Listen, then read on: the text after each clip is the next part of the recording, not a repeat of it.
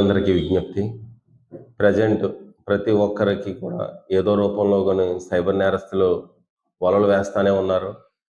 ప్రజలందరికీ కూడా ఎవరొకరు ఫోను జేయడం, మీ తాలూకా వాళ్ళ మీద కేస్ కట్టామని చెప్పని బెదిరించడం, లేని పక్షంలో మీ యొక్క బ్యాంక్ అకౌంట్ ఫ్రీజ్ అయింది. ఓటీపీ చెప్పండి రిలీజ్ చేస్తామనడం. లేదంటే క్రెడిట్ కార్డ్ నుండి అనడం. లేతే జాబ్ ఆఫర్ ఉన్నదని చెప్పని చెప్పడం. ఇలాగ అనేక రూపాల్లో ప్రెజెంట్ నేరస్తులు సైబర్ నేరాలకు పాల్పడుతున్నారు. ఏ ఒక్క బ్యాంక్ అకౌంట్ నుండి గాని, ఏ ఒక్క మొబైల్ అకౌంట్ నుంచి గాని, ఏ ఒక్క ఆధార్ అప్‌డేట్ గాని, ఏది కూడా ఓటీపీలు ఎవరు అడగరు. ఏ డిపార్ట్‌మెంట్ కూడా పోలీస్ డిపార్ట్‌మెంట్ గాని, బ్యాంకింగ్ గాని, ఏ సెక్టార్ వాళ్ళు కూడా ఓటీపీలు అడగడం అనేది ఉండదు.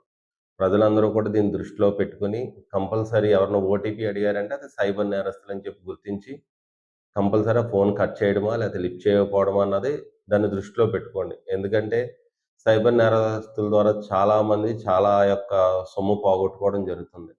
ఈ యొక్క సొమ్ము పోవడం చాలా ఈజీగుంది. రికవర్ అవ్వడం చాలా కష్టం. కాబట్టి ప్రజలందరూ కూడా జాగరూకతో ఉండండి. ఎందుకంటే మన ఫోను ప్రతి దాంట్లోనూ కూడా మన యొక్క ఉన్న స్మార్ట్ ఫోనే మన సైబర్ నేరస్తులకి దగ్గర చేసేస్తుంది. ఎలాగంటే మనకొచ్చిన ప్రతి లింకు క్లిక్ చేయకూడదు.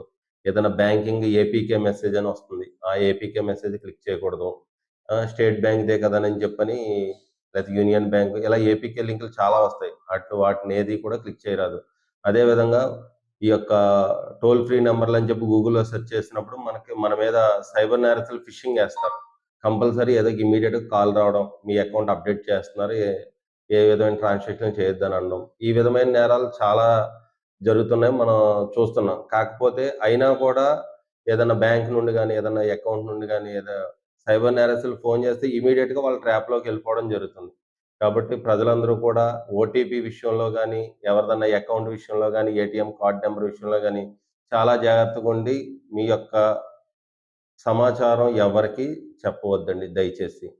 అదే విధంగా మన ఇంటి దగ్గరున్న ఆడపిల్లలు ఈ యొక్క సోషల్ మీడియాలో ఉన్న ఫేస్‌బుక్కుల్లో గాని, పోస్ట్ చేయడాలు గాని, లేతే ఇన్‌స్టాలో రీల్స్ చేయడం గాని, వీటి విషయంలో కూడా చాలా జాగ్రత్తగా ఉండాలి. ఎందుకంటే, ఆ యొక్క ఫోటోలు రీల్స్ చేసినా, ఇవి చేసినా గాని సైబర్ నేరస్తులు లేని పక్షంలో ఇంకొకరు ఎవరైనా గాని ఈ యొక్క ఫోటోలని ఆటిల్ని కూడా మార్ఫింగ్ చేసి మనల్ని బ్లాక్‌మెయిల్ చేయడం, మన ఫోటోలని వాట్సాప్‌లో పెట్టడం అని చెప్పని, డబ్బులడగడం, ఈ విధంగా బెదిరింపులు కూడా జరుగుతున్నాయని చెప్పని తెలియవస్తుంది కాబట్టి వాటి విషయంలో కూడా ప్రజలందరూ కూడా ఈ యొక్క ఆడపిల్లలు మెయిన్‌గా ఈ యొక్క కాలేజీకెళ్ళే అమ్మాయిలు, స్కూల్ పిల్లలు వీళ్ళందరూ కూడా స్మార్ట్ ఫోన్ ఉపయోగించే విషయంలో చాలా జాగ్రత్తగా ఉండాలని చెప్పి కోరుకుంటున్నాను. నిన్న నాకు సిబిఐ బ్రాంచ్ నుంచి వాట్సాప్ కాల్ ఒకటొచ్చింది. కాల్‌లో మేము సిబిఐ నుంచి మాట్లాడుతున్నాం.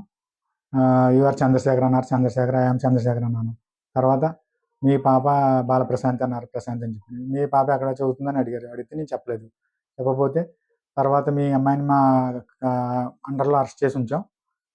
మీరు అని చెప్పేసి అనేటప్పటికి ఏం మాట్లాడుతున్నాం మా అమ్మాయి గురించి అని గట్టిగా మాట్లాడేటప్పటికి పెట్టేశారు. ఫోన్ పెట్టేశారు. అంటే దీని గురించి ప్రజలు ఇలా ఫేక్ కాల్స్ వస్తుంటాయి. జాగ్రత్తగా అప్రమత్తంగా ఉండాలని కోరుకుంటూ అందరికీ మీరు తెలియజేయడం. మరిన్ని వీడియోస్ కోసం ఛానల్ ని సబ్స్క్రైబ్ చేయండి. లేటెస్ట్ అప్డేట్స్ కోసం వాట్సాప్ ఛానల్ ని ఫాలో అవ్వండి. ఆ లింక్ డిస్క్రిప్షన్ లో ఉంది.